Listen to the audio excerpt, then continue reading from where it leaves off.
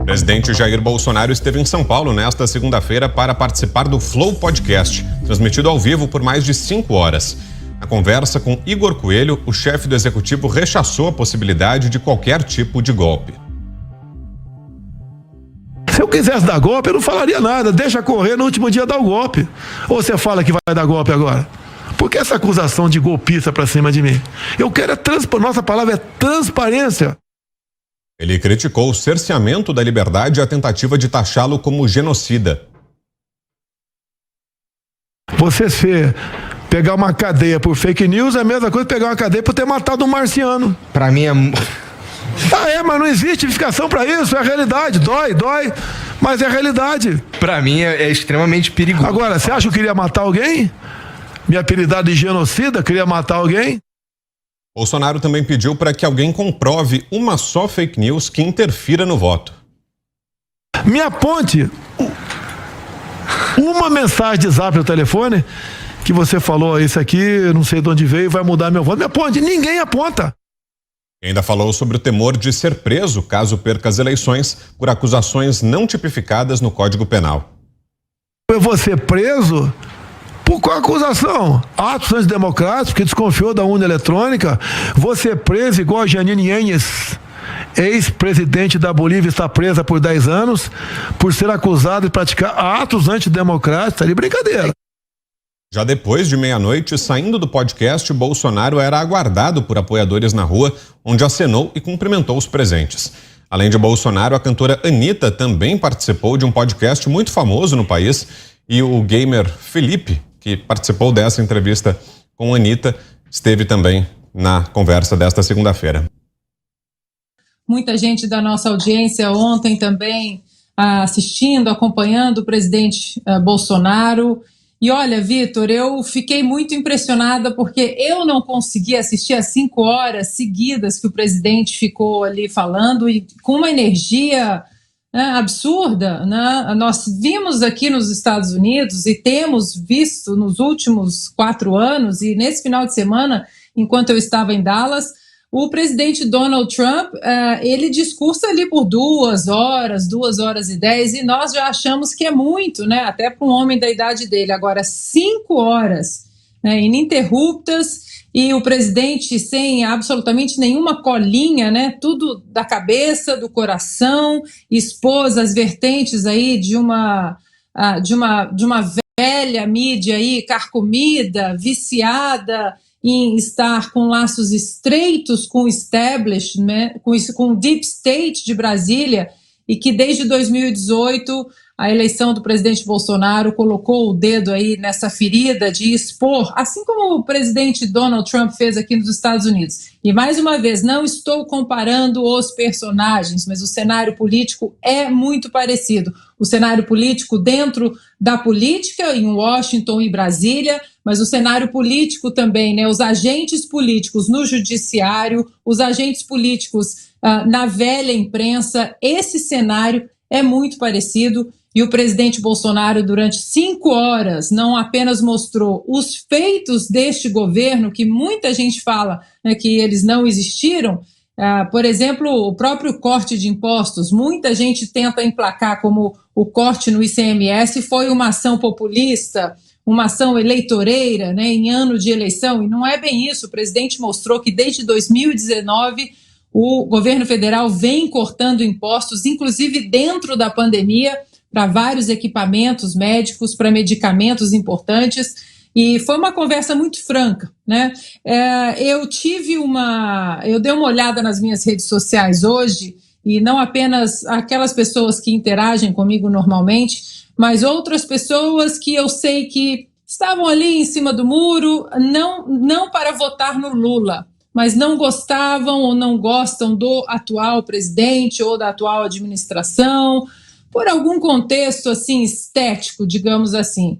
E muita gente virou a chave depois de ontem, viu, Vitor? Eu acredito que essa entrevista do presidente de 5 horas virou a chave de muita gente que, se não entendeu até agora, passou a entender o perigo que é uma volta do PT aos comandos aí, a direção do Brasil, diante de tudo que foi feito na era petista, o aparelhamento do judiciário. Hoje nós temos visto, né, um STF totalmente aparelhado, político, ativista, militante, e eu acho que foi um divisor de águas na internet, né? Parabéns aos produtores aí do podcast Flow.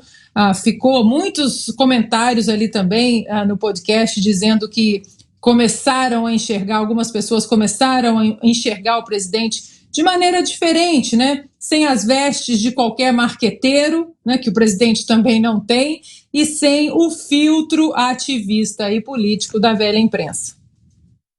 Bom, e falamos da Anitta, ela também participou ontem de um podcast muito famoso e o gamer Felipe Neto, crítico do presidente, também abriu uma live para tentar rivalizar com o público do Flow. Em relação ao número de visualizações simultâneas, a atração com o presidente teve 5 vezes mais acessos do que da artista, que em seu melhor momento teve pouco mais de 100 mil pessoas ao vivo, e do gamer, que atraiu quase a mesma quantidade de pessoas. Comparando com Lula, que teve 296 mil pessoas simultâneas o acompanhando no Podpah em dezembro de 2021, Jair Bolsonaro atraiu mais de 570 mil pessoas simultâneas, tendo uma audiência 92% maior. Há uma luta aqui entre os partidos políticos, eu acompanho essa disputa, esta guerra aqui de junção partidária, esta briga para pegar mais um partido ali, somar outro ali, para o tempo de propaganda de rádio e televisão. Veja bem, essas propagandas são em veículos bons, rádio e televisão são veículos que atingem, sim, um grupo muito grande de pessoas, só que a comunicação ficou antiga, ficou ruim, porque é muito artificial. Lá estavam os marqueteiros produzindo países em que todos nós gostaríamos de morar. Era aquela coisa onde tudo funcionava, prato de comida cheio e assim por diante. E aí as pessoas desenvolveram uma resistência a essas coisas programadas, bonitinhas, fechadinhas e que não eram executadas, né? Que são, na verdade, mundos criados para enganar o subconsciente do eleitor. E aí a gente viu o prosseguimento, o aumento da participação da internet nas eleições. Eu converso com vários deputados aqui sobre campanha eleitoral. E aí, como é que está a sua campanha? E o resultado que eu escuto é o seguinte: as verbas estão sendo investidas de cada parlamentar. Os parlamentares têm os seus projetos, né? As suas verbas que vêm do partido e deles próprios, estão investindo cada centavo exatamente num novo tipo de comunicação. É nesse tipo de comunicação, numa comunicação mais real, uma comunicação direta, onde o candidato fala direto ao eleitor. Esse resultado, essa comparação aí, que o ex-presidente Lula também tem seguidores, sim, mas não chegam à metade dos seguidores e do engajamento de uma fala do presidente Jair Bolsonaro. Então, esta é a verdadeira radiografia desta campanha eleitoral, ou seja, o grau de engajamento. Esta é a nova realidade de comunicação de campanha e não aquele mundo perfeito e artificial de antes. O Lula, quando ele estava próximo dos 97% de intenção de voto, chegando, ameaçando passar 100%, ele não conseguiria fazer um podcast de mais de 1 hora, não. Falar 5 horas com grande audiência é muito mais significativo que qualquer pesquisa. Isso sim é o retrato do momento, o que está acontecendo. Né? E, de novo, é mais um dado aí que coloca em dúvida o acerto das pesquisas. Quanto ao conteúdo, o Lula falou com a imprensa pela última vez, com jornalistas independentes, em 2005, repito, quando ele foi realmente interpelado sobre o escândalo do Mensalão, e desde então parou, só foi conversar com blogs de aluguel e com plateias domesticadas. Depois ele apareceu também para uma plateia independente pela última vez em 2007, na abertura dos Jogos Pan-Americanos do Rio. Conheceu a famosa, né, vaia do Maracanã e parou de se expor dessa maneira. Eu queria ver até quando o Lula chega num podcast, até onde ele chega, falando agora. Quanto ao conteúdo, o Bolsonaro é golpista. Ele sofreu um atentado. O atentado não foi cometido contra outro, contra ele. Quase morreu durante a campanha eleitoral.